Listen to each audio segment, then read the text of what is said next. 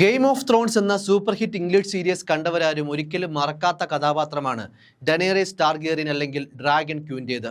ഇംഗ്ലണ്ടിൽ ജനിച്ച Emilia clerk എന്ന നടിയാണ് ഖലീസയും ഡ്രാഗൺ ക്യൂനുമൊക്കെയായി അധികാരത്തിന്റെ മൂർത്തിഭാവമായി സീരീസിലുടനീളം ഗംഭീര പ്രകടനം കാഴ്ചവെച്ചത്. എന്നാൽ എമിലിയ ക്ലാർക്കിനെ മരണത്തിന്റെ വക്കിലെത്തിച്ച രണ്ട് അന്യൂറസ്യങ്ങളെ അതിജീവിച്ചാണ് എമിലിയ ഗെയിം ഓഫ് ത്രോൺസിലെ അഭിനയം പൂർത്തിയാക്കിയതെന്ന് നമ്മളിൽ പലർക്കും അറിവില്ലാത്ത കാര്യമാണ്. അടുത്ത് നടന്ന ഒരു അഭിമുഖത്തിൽ എമിലിയ തന്നെയാണ് തൻ്റെ തലച്ചോറിൻ്റെ പ്രവർത്തനത്തെ തന്നെ ഭാഗികമായി നിലപ്പിച്ച രോഗത്തെക്കുറിച്ച് വെളിപ്പെടുത്തിയത്. അപൂർവമായി മാത്രം സംഭവിക്കുന്നതും എന്നാൽ ഗുരുതരമായ ശാരീരിക അവസ്ഥയിലേക്ക് എത്തിക്കുന്നതുമായ ഒരു അസുഖമാണ് അന്യൂറിസം. എന്താണ് അന്യൂറിസം, എന്തൊക്കെയാണ് ഈ അസുഖം മൂലമുണ്ടാകുന്ന ശാരീരിക അവസ്ഥ എന്നെല്ലാം പരിശോധിക്കാം. തലച്ചോറിലെ രക്തധമനിയുടെ ഭിത്തിയുടെ ഒരു ഭാഗം ദുർബലമായി പുറത്തേക്ക് തള്ളുമ്പോഴാണ് അന്യൂറിസം ഉണ്ടാകുന്നത്. ചികിത്സിക്കാതെ വിട്ടാൽ ഇത് രക്തധമനി പൊട്ടി ആന്തരിക രക്തസ്രാവത്തിലേക്ക് നയിക്കാം.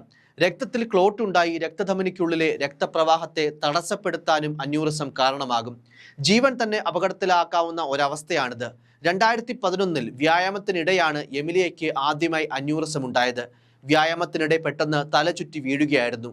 കടുത്തതും തീവ്രവുമായ വേദനയും ഇതോടൊപ്പം ഉണ്ടായി.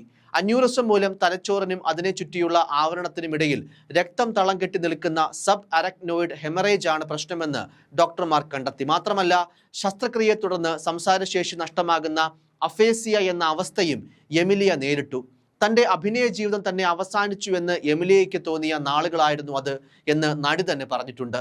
മരിക്കാൻ തന്നെ പലപ്പോഴും തോന്നിയിട്ടുണ്ടെന്നും തന്നെ ഒന്ന് കൊന്നു തരാൻ മെഡിക്കൽ സംഘത്തോട് അപേക്ഷിച്ചിട്ടുണ്ടെന്നും എമിലിയ അഭിമുഖത്തിൽ പറഞ്ഞിരുന്നു. ഈ അവസ്ഥയെ അതിജീവിച്ച് സംസാരശേഷിയും തിരിച്ചുപിടിച്ചാണ് ഗെയിം ഓഫ് ത്രോൺസിന്റെ 2ാം സീസണിന്റെ ഷൂട്ടിങ്ങിന് എമിലിയ എത്തിയത്. വളരെ ക്ഷീണിതയായിരുന്നു എന്നും പലപ്പോഴും തലചുറ്റി വീഴും പോലെ തോന്നിയിരുന്നുവെന്നും താൻ ഇതിനെ അതിജീവിക്കുന്നില്ല എന്നാണ് അന്ന് കരുതിയതെന്നും എമിലിയ പിന്നീട് വെളിപ്പെടുത്തി. 2013 ന്യൂയോർക്കിൽ ഒരു നാടകം അവതരിപ്പിക്കുമ്പോഴാണ് എമിലിയയ്ക്ക് വീണ്ടും അന്യൂറിസം ഉണ്ടായത്. ഇത്തവണ തലച്ചോറിന്റെ മറുഭാഗത്തായിരുന്നു എന്ന് മാത്രം. തലയോട്ടി തുറന്നുള്ള കൂടുതൽ സങ്കീർണമായ ശസ്ത്രക്രിയ ഇത്തവണ വേണ്ടി വന്നു. വെബ് സീരീസിൽ ഡെനേറിയസ് നേരിട്ടിട്ടുള്ള യുദ്ധങ്ങളെക്കാൾ അതിക്രൂരമായി ഒരു യുദ്ധത്തെ അതിജീവിച്ച തോന്നലാണ് ഈ 2ാം അന്യൂറിസം ആക്രമണത്തിന് ശേഷം തനിക്ക് തോന്നിയതെന്നും എമിലിയ പ്രതികരിച്ചിരുന്നു. ഇപ്പോൾ ഈ രോഗാവസ്ഥയിൽ നിന്നും 100% മുക്തിയായ എമിലിയ തന്നെ പോലെ കഷ്ടപ്പെട്ടവർക്ക് താങ്ങും തണലുമാകാനും തീരുമാനിച്ചു.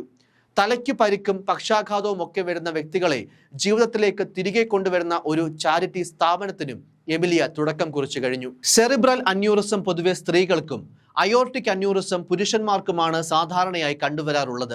അബ്ഡോമിനൽ അയോർട്ടിക് അന്യൂറിസങ്ങൾ 60-ന് മുകളിൽ പ്രായമായവർ, പുരുഷന്മാർ, പുകവലിയുടെ ചരിത്രമുള്ളവർ, വെളുത്ത വംശജർ എന്നിവർക്കാണ് വരാൻ സാധ്യത. അന്യൂറിസത്തിന്റെ ലക്ഷണങ്ങൾ തിരിച്ചറിയേണ്ടതും ഈ ഘട്ടത്തിൽ അത്യാവശ്യമാണ്. പലപ്പോഴും രക്തധമനി പൊട്ടും വരെ പലരും തങ്ങൾക്ക് അന്യൂറിസം ഉണ്ടെന്ന് തിരിച്ചറിയാൻ സാധിക്കാറില്ല. തലചുറ്റൽ, ബോധക്ഷയം, വർദ്ധിച്ച ഹൃദയമിടിപ്പ്, തലയിലും നെഞ്ചിലും വയറിലും പുറത്തിലുമൊക്കെ പെട്ടെന്നുണ്ടാകുന്ന തീവ്രമായ വേദന, അതികഠിനമായ തലവേദനയെ തുടർന്നുണ്ടാകുന്ന പെട്ടെന്നുള്ള ബോധക്ഷയം എന്നിവയെല്ലാം അന്യൂറിസത്തെ തുടർന്ന് രക്തധമനി പൊട്ടിയതിൻ്റെ ലക്ഷണങ്ങളാണ്. രക്തസമ്മർദ്ദം താഴേക്ക് പോകൽ, തണുത്ത ചർമ്മം, വർദ്ധിച്ച ഹൃദയമിടിപ്പ്, ആശയക്കുഴപ്പം, ഭക്ഷണം വിഴുങ്ങാൻ ബുദ്ധിമുട്ട്, നിരന്തരമായ ക്ഷീണം, കടുത്ത തലവേദന, ഓക്കാനം, ഛർദി, വയറ്റിലും നെഞ്ചിലും പുറത്തും വേദന, കാഴ്ചയിൽ വ്യതിയാനം, വേഗത്തിലുള്ള പൾസ് എന്നിവയും അന്യൂറിസത്തിന്റെ പ്രാരംഭ ലക്ഷണങ്ങളാണ്. News desk, focus news TV.